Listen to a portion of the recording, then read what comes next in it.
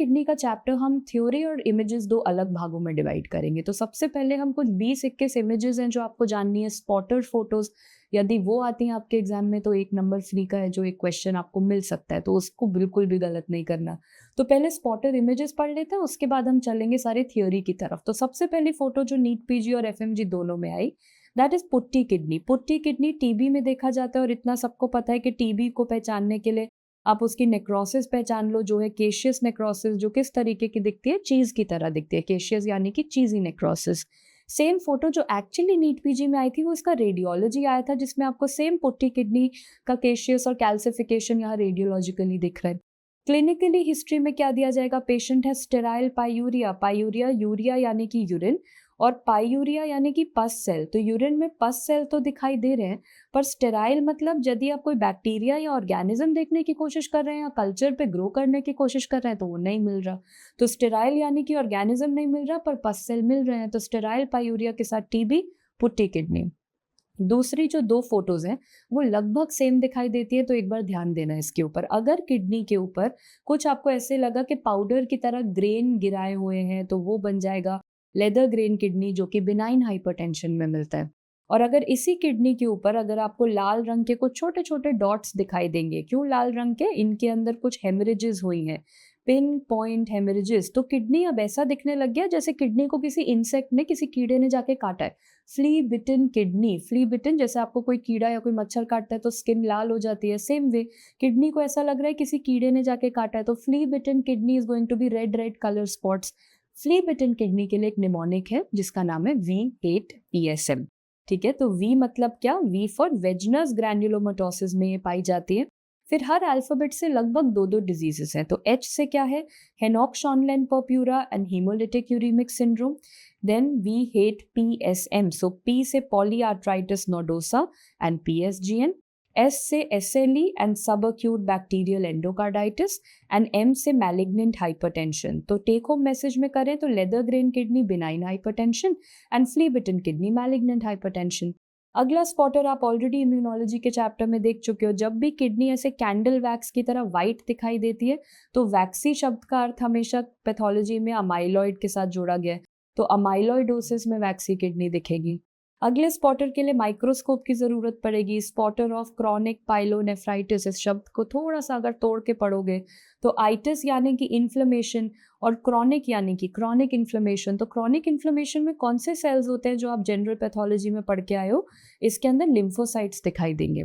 पर ये इन्फ्लेमेशन कौन से किडनी के कौन से भाग में इन्फ्लेमेशन हो रही है, तो अगर ग्लोमेरुलस में होता तो मैं नाम रखती क्रॉनिक ग्लोमेरुलोनेफ्राइटिस। अगर क्रॉनिक पाइलोनेफ्राइटिस रखा है तो मतलब ग्लोमेरुलस में कोई दिक्कत नहीं है, पाइलो में दिक्कत है। पाइलो यानी कि tubules, this is going to be inflammation of the tubules, remember that. तो मतलब जो फोटो में देखना है वो ग्लोमेरुलस पे फोकस नहीं करना, ट्यूब्यूल पे फोकस करना। और ट्यूब्यूल में क्या दिखाई देगा, this is the spotter image. CPN में दिखाई देता है थायरॉइडाइजेशन ऑफ द ट्यूब्यूल्स, यानी कि जो ट्यूब्यूल्स है वो थायराइड की तरह दिखाई देंगे। थायराइड ग्लैंड यहाँ पे नहीं आया है।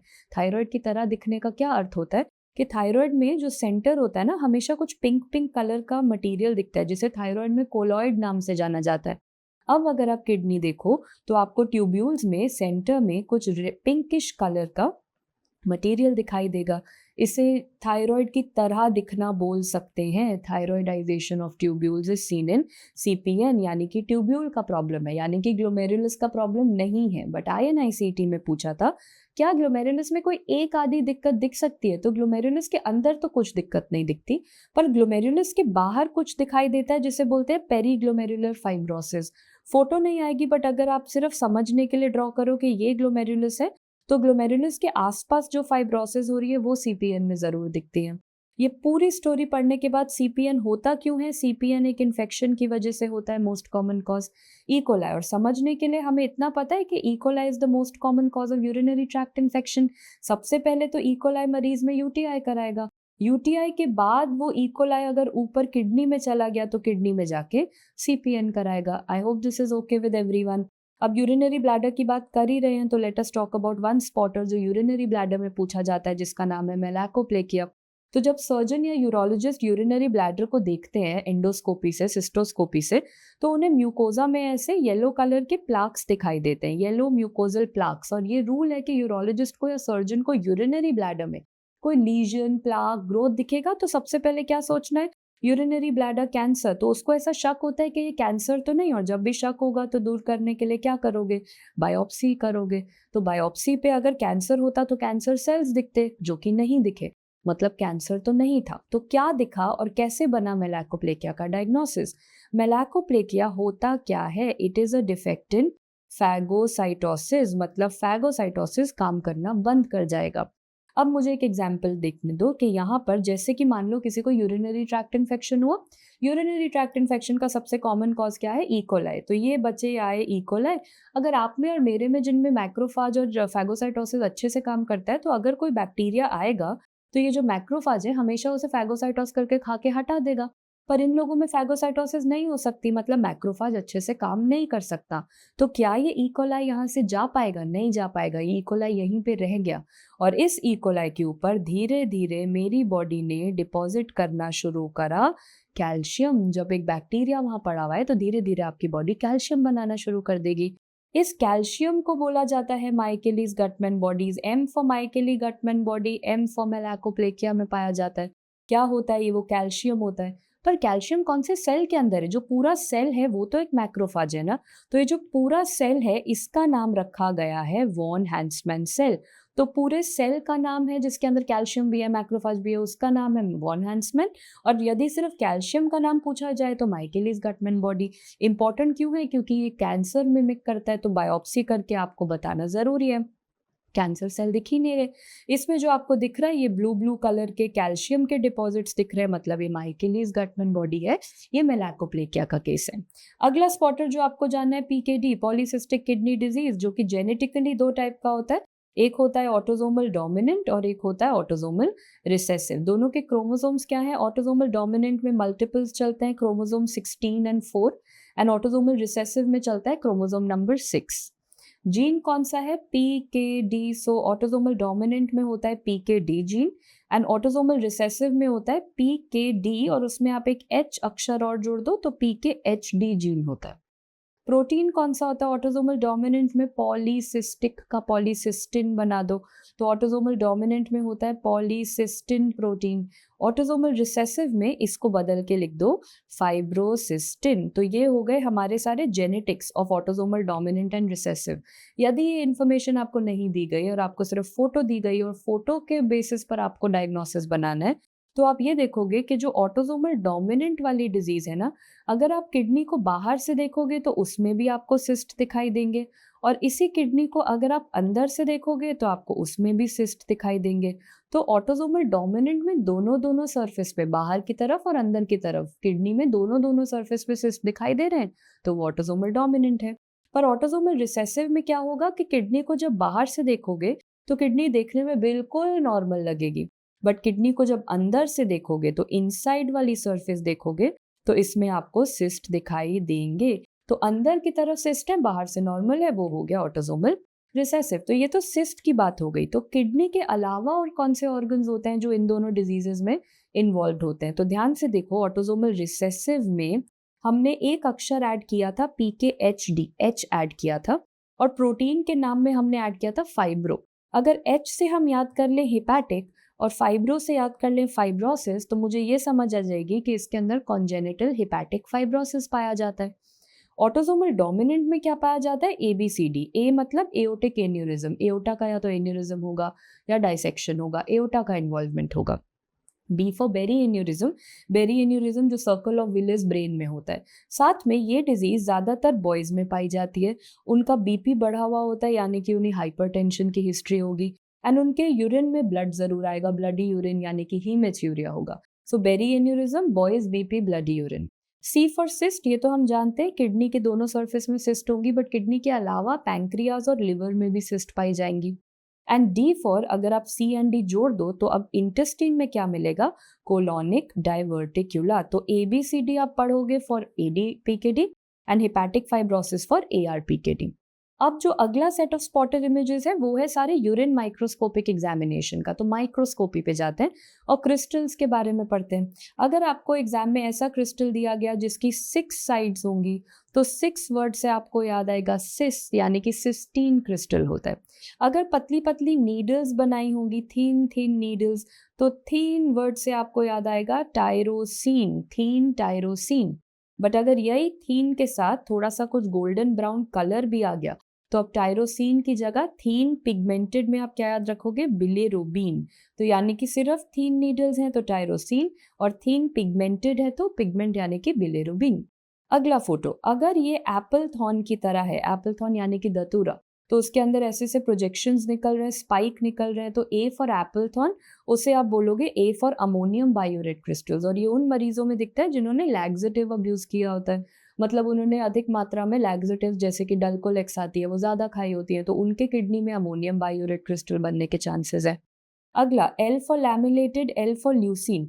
जैसे कि आप एक पेड़ की कोई शाखा काट के देखोगे तो उसके अंदर बहुत सारे लैमिले और बहुत सारे कॉन्सेंट्रिक सर्कल्स होते हैं, सेम प्रकार से यहाँ पे लैमिलेटेड क्रिस्टल मतलब ल्यूसीन क्रिस्टल। नेक्स्ट, जो INICT मई 2024 का क्वेश्चन था कि ये कॉफिन और कॉफिन के ऊपर लिड, कॉफिन लिड अपीयरेंस यानी कि triple phosphate crystal, triple phosphate का एक दूसरा नाम भी होता है स्ट्रूवाइट क्रिस्टल। और माइक्रोबायोलॉजी में पूछा जाता है कि ये क्रिस्टल कौन से बैक्टीरिया के होने की इन्फेक्शन की वजह से बनते हैं, it is associated with Proteus. और ये बहुत सारे कॉफिन लिड्स यदि एक साथ आके एक जगह इकट्ठा हो जाएंगे, स्टोन बनाने की कोशिश करेंगे, तो उस स्टोन को बोला जाएगा Stag horn calculus. Surgery question, Stag horn calculus triple phosphate से बना होता है। अगला क्रिस्टल, अगर कोई भी शेप बनी हुई है, जो सारी शेप्स आपको दिख रही हैं जितनी आपने अपने स्कूल में पढ़ी थी सब दिख रहा है, सर्कल भी दिख रहा है, ट्रायंगल भी दिख रहा है, डायमंड, रोम्बॉइड, स्क्वायर, यानी कि यूनिवर्स में जितनी शेप्स हैं मैम वो सारी दिखने लग गई। तो यूनिवर्सल शेप यानी कि यूरिक एसिड है, और यूरिक एसिड की हिस्ट्री के साथ वो आपको हमेशा गाउट यानी कि हाइपर यूरिसीमिया देंगे। अगला, अगर आपको ब्रोकन चिप्स दिखाई दे रहे हैं, बार बार आपको ऐसे चिप्स दिख रहे हैं जो कहीं ना कहीं से टूटे हुए हैं, तो चिप्स में क्या पाया जाता है, अधिक मात्रा में कोलेस्ट्रॉल होता है। तो ब्रोकन चिप्स कौन से क्रिस्टल्स, कोलेस्ट्रॉल क्रिस्टल। अगला, 3 प्रकार के कैल्शियम पूछे जाते हैं एग्जाम में। सबसे पहले कैल्शियम कार्बोनेट पढ़ते हैं। कार यानी कि जैसे कार का पहिया होता है राउंड, वैसे ही कैल्शियम कार्बोनेट क्रिस्टल्स कैसे होते हैं, ये होते हैं राउंड क्रिस्टल्स जो आपको यहाँ फोटो पे दिख रहा है। अगर आपको कैल्शियम ऑक्सलेट्स पूछे गए तो या तो मोनोहाइड्रेट होगा या डाईहाइड्रेट। तो अगर आपको डम्बल शेप दिखना शुरू हुआ जैसे कि ऊपर यहाँ पे दिख रहा है, तो डम्बल मोनोहाइड्रेट होता है, और इसे याद करने का तरीका है मोना इज डम। तो अगर मोनोहाइड्रेट पूछा तो डम्बल शेप, और अगर डाईहाइड्रेट पूछा तो इसका जो शेप होता है that is the envelope shape. तो अगर आप ध्यान से देखो इसमें आपको एक एनवेलप बनता हुआ दिखेगा। तो मोना इज डम से याद रहेगा मोनोहाइड्रेट डम्बल है और डाईहाइड्रेट एनवेलप है, और कार वाला पहिए की तरह है round, it is a wheel shape round. ये सारे थे हमारे क्रिस्टल्स। अब हम जो पढ़ेंगे वो है यूरिन में, यानी कि कास्ट फॉर्मेशन होने लग जाए। तो सबसे पहला जो कास्ट फॉर्मेशन आपको जानना है that is going to be the hyaline cast. अगर आप इसका स्ट्रक्चर देखोगे तो ये दिख तो ज्यादा नहीं रहा क्योंकि बिल्कुल ही ट्रांसपेरेंट है, बट अगर ध्यान से देखो इसका स्ट्रक्चर और इसका शेप दिख रहा है आपको, दैट इज सिलिंड्रिकल। तो ये हाइलीन कास्ट क्या होता है, ये किसी डिजीज में नहीं दिखता, ये नॉर्मली हम सबके यूरिन सैंपल में 1 से 2 से 3 हाइलीन कास्ट दिख सकते हैं। कुछ लोगों में अधिक मात्रा में दिखने शुरू हो जाते हैं जैसे कि 10-20 हाइलीन कास्ट, क्योंकि शायद उन्हें कोई फीवर चल रहा है, या फिर हो सकता है अभी उनका कोई पानी का कंजम्पशन कम है तो डिहाइड्रेशन स्टेज है। तो ऐसा मतलब हाइलीन कास्ट में कुछ भी नहीं है कि मरीज आपका ICU में बैठा होगा, हाइलीन कास्ट में कोई इमरजेंसी नहीं है। हाइलीन कास्ट का यूरिन में दिख जाना एक आम सी नॉर्मल सी बात मानी जाती है। क्यों नॉर्मल माना जाता है, हाइलीन कास्ट किस चीज से बना होता है, question, it is made up of THP, time हॉर्सफॉल protein. Time हॉर्सफॉल protein हमारी बॉडी में कौन बनाता है, लूप ऑफ हेनले। तो यहाँ पे अगर टैम हॉर्सफॉल प्रोटीन बनेगा तो उसके पास तो कोई ऑप्शन ही नहीं है ना, उसे क्या शेप लेना पड़ेगा, सिलिंड्रिकल शेप लेना पड़ेगा, और वही टैम हॉर्सफॉल प्रोटीन बाहर आ जाएगा जो कि यहाँ दिख रहा है हाइलीन कास्ट। जब तक ये कास्ट ऐसा ट्रांसपेरेंट है और अकेला बाहर आ रहा है तो मुझे कोई दिक्कत नहीं है, मैं नॉर्मल मान सकती हूँ। अगर इस पे कुछ कुछ चीजें चिपक के बाहर आने लग जाएंगी तो फिर मुझे दिक्कत होगी। जैसे कि अगर यही हाइलीन कास्ट अब अकेला नहीं अपने ऊपर रेड रेड कलर के सेल्स लेके आ रहा है तो अब मैं उसे बोलूंगी RBC कास्ट, और वो मुझे ये दर्शाता है कि किडनी के ग्लोमेरुलस में कोई दिक्कत चल रही है, ग्लोमेरुलोनेफ्राइटिस है। अगर यही हाइलीन कास्ट अब अकेले आने की बजाय वाइट ब्लड सेल्स को साथ लेके आता है तो अब उसे बोला जाएगा वाइट ब्लड सेल कास्ट, जो ये दर्शाएगा कि किडनी के ट्यूब्यूल्स में प्रॉब्लम है, pyelonephritis. So repeating, RBC cast glomerulonephritis, WBC cast pyelonephritis. पिछले कुछ सालों में और इस एग्जाम में भी 2023-24 में भी क्वेश्चंस आए हैं कि इंटरस्टिशियल नेफ्राइटिस में कौन सा कास्ट पाया जाता है, तो उसमें भी हमारा WBC कास्ट है। 2 क्वेश्चन, इंटरस्टिशियल नेफ्राइटिस में WBC कास्ट पाया जाता है और साथ के साथ वो कौन सा सेल है जिसकी मात्रा बढ़ती है, वो है eosinophils. Coming to the next one, granular cast. इस कास्ट में मुझे सेल तो कोई नहीं दिख रहा बट बहुत सारे डॉट्स दिखाई दे रहे हैं। इसका कोई ज्यादा सिग्निफिकेंस नहीं होता, ये डीजेनरेशन की निशानी है, तो मतलब ये दिखा तो कुछ तो गड़बड़ हो रही है, पर वो सारे सेल्स डीजेनरेट हो चुके हैं। आप दोबारा फ्रेश सैंपल मांगोगे मरीज से। अगला वाला है जैसा नाम वैसा ही उसका photo, muddy brown cast. Muddy brown का मतलब देख लो, यहाँ पे वो कास्ट बिल्कुल ब्राउन कलर का हो चुका है। क्यों हुआ ब्राउन?